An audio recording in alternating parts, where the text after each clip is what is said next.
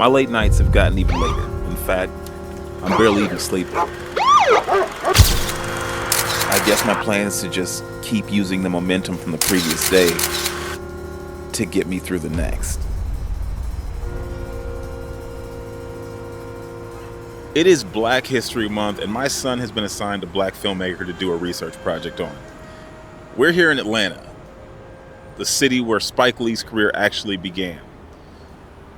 This project turned out to be an opportunity for us to really bridge the gap between learning and life. Let's begin.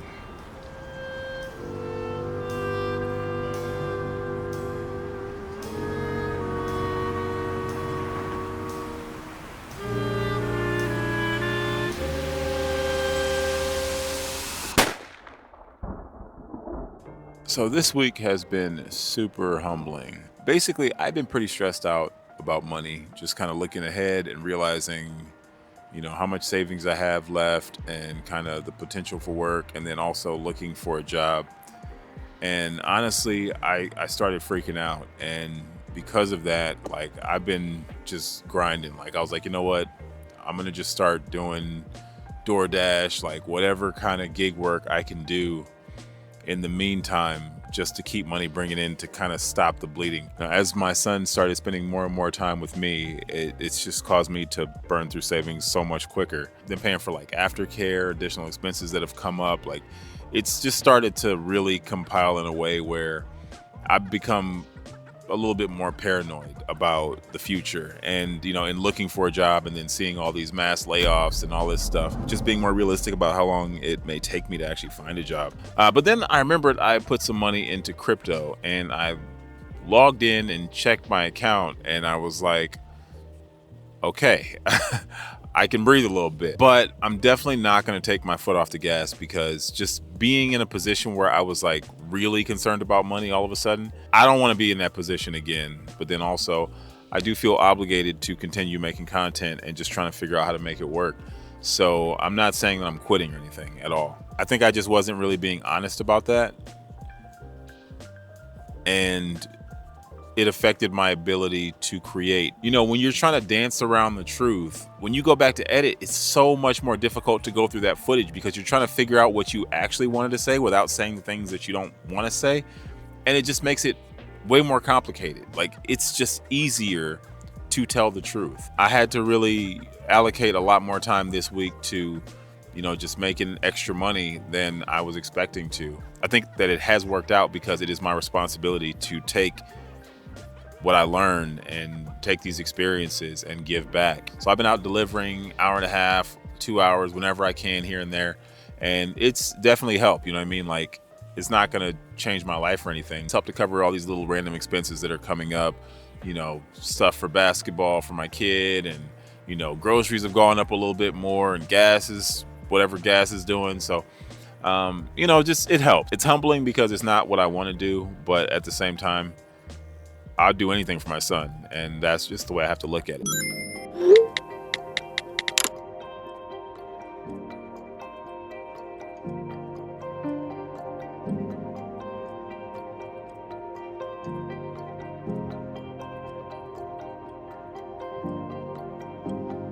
Anyways, we are just in here working on homework. I think I'm that parent. I just got this assignment from his teacher, and they want him to do a historical figure, but personally, we're not going to say who. I just personally don't agree with this person. And I was like, look, I hate to be that parent, but can we please choose someone else? Because this is not going to work for me. And they went along with it. I definitely feel bad about that. I was just curious, how do you guys handle that? What is the line exactly for what you are willing to say to a teacher? I'm not going to tell you how to do your job. If you say my kid's messing up, I'm going to assume you're correct. But sometimes if you assign something that I personally disagree with, I can't let that go down. So I will step in politely and ask you, hey, can we maybe do something else? I remember my dad helping me with exactly one project growing up, but to this day, I can tell you anything you ever wanted to know about crickets. Oh, and I'll never forget the mortified look on my teacher's face when I walked into the 4th grade science fair, opened my poster board, and the word sex was written across the top. Now, Pops would argue that that's exactly what the project was, but looking back, I think we could have gone with the word gender. After first screening the film Do the Right Thing by myself, my son and I later watched it together. We sat down and discussed race relations, police brutality, and gentrification. That assignment with my dad taught me more than just how male crickets create shrill chirping sounds by rubbing their legs together. It also taught me how to research, how fun learning can be, and the impact an engaged parent can have on a child's education. Hello, everybody. We have just finished watching Do the Right Thing by Spike Lee. All right, so we're doing this project, and for the project, I decided we should watch Do the Right Thing because I feel like if we're going to talk about the person, we should look at their work. So we watched Great Do the movie, Right by the way. Thing. What? Great movie, by the way, Spike Lee. The shots in this movie were crazy. Like, they were really good. Why do you think he made this movie? To represent racial stereotypes and how it's affecting America. And what do you think he wanted his audience to feel when they saw this movie? Racism is not just for black culture, it's all over the world. As you could tell, because there was Italian people, white people, black people, Korean people, Jewish was said in here. They were all being racist to those races. They've been racist to each other. Yeah. This movie is not just about black people, it's about how racism is around the world and it's destroying our community in America. And it's a problem. I like Just Like You. So I just want to take a minute, honestly, to dedicate this video in particular to you guys. To anybody who commented on that last one, these videos for me are a dialogue. And that's why I'm so always about the community. It's not me saying, oh, I'm a small YouTuber and I want views. No. I'm pouring my heart out and I want someone to say something back. I had so many people say things to me that just reminded me what everything's all about and breathed life back into me and honestly inspired me to use my creativity to express how I felt. When I was starting out as an artist, I didn't think I would be in the position that I am currently. I didn't think I would be in a position where I would be in the proximity to the people and the resources that I now have available to me, or at least I'm close to. And because of that, my vision was always very small. It was always well, this is what we can do based on where we are currently. I wanted to be more of a documentary style person. I wanted to just base it off of if I had nothing, what could I make? In my mind, the reason why I chose that particular, form of expression was because I thought that's all I could do. But I really also was concerned that I would be limited in my reach. I thought if I made art a certain way, it had the opportunity to reach way more people, be way more impactful. But my vision was nah, man, you're not built for that. You don't have access to that. That's crazy. What if I had dreamed bigger from the beginning? What would my dreams have been then? What would I have envisioned then? Don't tailor your dreams to what you know. Don't tailor your dreams to your expectation. Dream big. Any limiting beliefs that someone else puts on you is not your responsibility, but never, ever put them on yourself.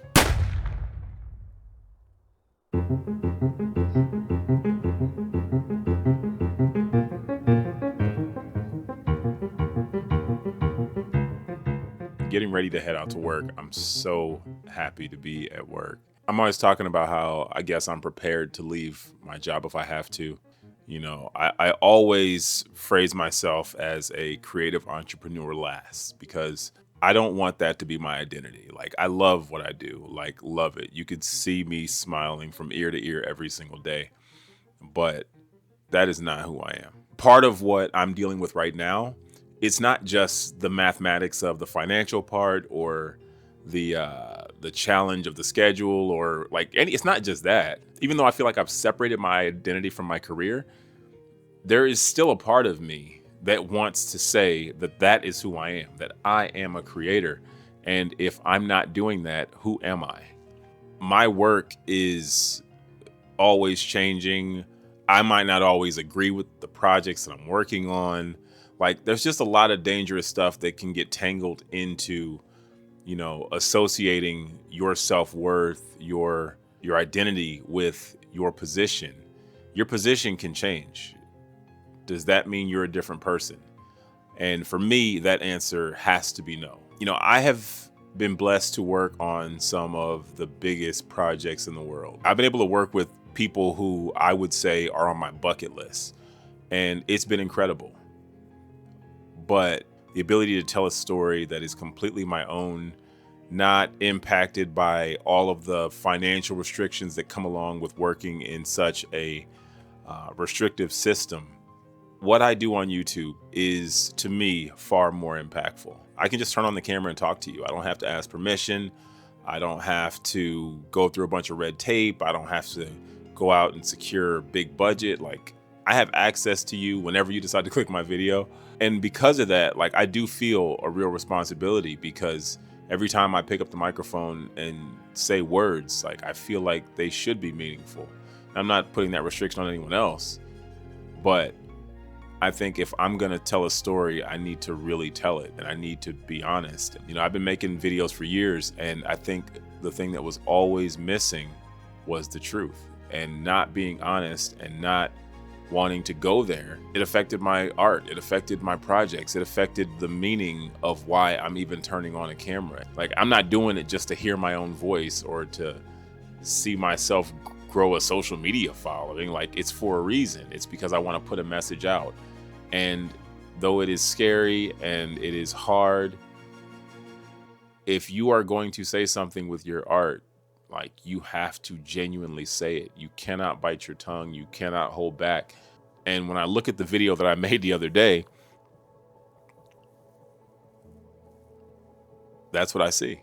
To be truly brave as an artist is to be vulnerable and put something out there that might be slightly controversial, or might paint you in a bad light, or might be divisive. The thing that I accuse a lot of other people of doing, playing it safe, is what I struggle with sometimes. I see the power of art when you actually speak, and I see what happens when you don't. I'm not perfect, and I'm still working on it, but I did have a few people that unintentionally gave me that reminder. They said things that maybe weren't that specifically, and maybe they didn't want to say it directly. But either way, I think we all arrived at the same conclusion. I had never seen Do the Right Thing before. So watching it for me was like surreal, like all these characters whose names I've been hearing for decades. For that movie at that time to really talk about that subject, and to be done so well and so thoughtful, that had to have been incredibly scary for him. Just figuring out the right way to show that story, the right way to talk about such a divisive topic, you know what I mean? Such as like race relations in America. It just all comes back full circle. Like, I needed to see that film this week. I needed to experience everything as I have. Maybe I was just afraid to pick up the camera last week and just document and see what comes from it, because the story was there then. I just really admire his courage to be able to do that, to be able to say something so powerful and to deal with the repercussions. Sometimes I don't know why things happen the way they do, but honestly, it just always feels like it's a script, and the universe is just asking me to put it on the timeline and upload it. I don't feel like I'm creating. I feel like somebody's just speaking to me. We worked last night until 1. I think when things get really busy, I tend to operate off of like 5 hours of sleep. And I've been kind of afraid to do that. Honestly, it's just because I've been doing DoorDash, like driving at night. It does kind of make me nervous to operate on a little bit of sleep. Like with my regular job, I don't mind having little sleep, but driving becomes dangerous, especially in this city. And then I'm chugging all this coffee, and I need to find another substitute for staying up late at night.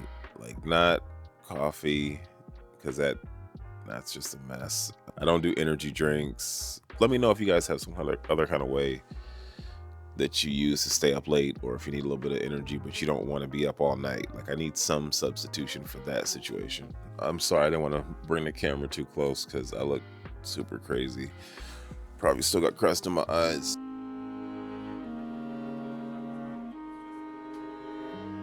Just when I thought I was gonna lay down and finally get some sleep after another long night, my son calls.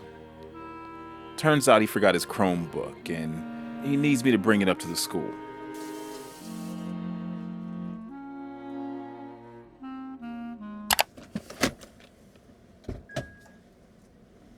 All right, so I think I'm just gonna go ahead and stay awake. I might regret this decision later on, but the key is getting as much done as possible. Like, if I get most of my taxes done, it'll be worth it. The only problem is if I stay up and then I don't get them done. It seems smarter for me to just make it more of a slow burn, but we'll see what I can pull off.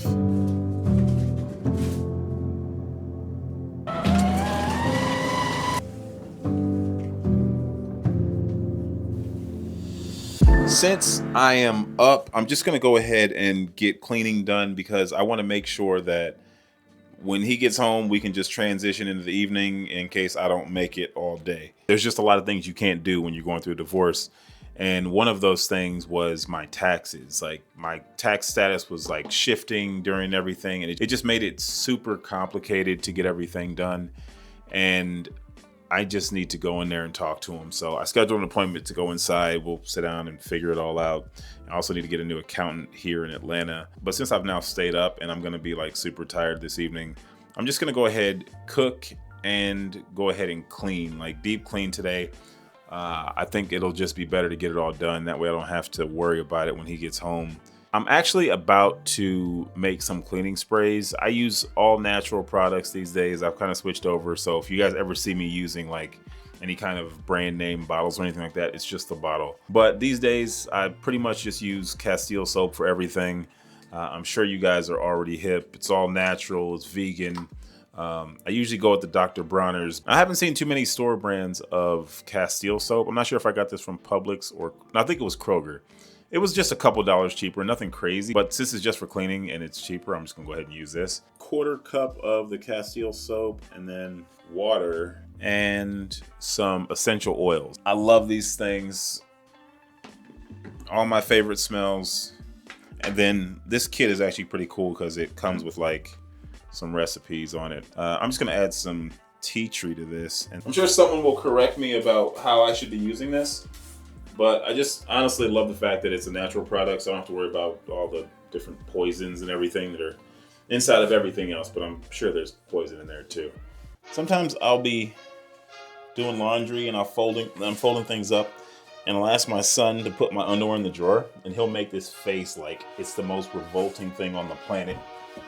Like, I'm not literally cleaning the toilet that he uses every single day. I don't even think he knows how it gets clean. This what I'm here to do.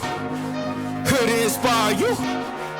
We headed to the moon. Look, yeah, I'm living proof. About to blast off like zoo. We about to take the roof. We have a lift off. Hey, we were gonna take you guys on a ride across the city out here on the Beltline, but he just fell and we got to get him home and administer some first aid. So I guess that's going to be the plan. I've just been inspired since watching the film, and we got work to do on the project. And I guess this is probably where I should leave you, right? We've had all those snow days lately, and this is the second nice day we've had in probably 3 weeks. So I lied, and I apologize. I think if I'm going to do this, then I have to be honest. And, you know, I don't have to share every part of my life, but if I'm going to share something, it is important to tell the truth. How can someone get the context of the story if you don't really put it out there? I'll try not to let it happen again, but I am human, and it is a little bit difficult to have the spotlight on you. But it is getting a little bit easier every single day. So with that said, my name is Aaron. I make content in my life as a recently divorced single dad and creative entrepreneur. If you want to continue on this journey with me, make sure you hit the subscribe button. If any of this spoke to you, leave a comment, and I will see you all in the next one. I'ma share my pain, I'ma share my story. You can walk the way with me through the glory. God be the glory.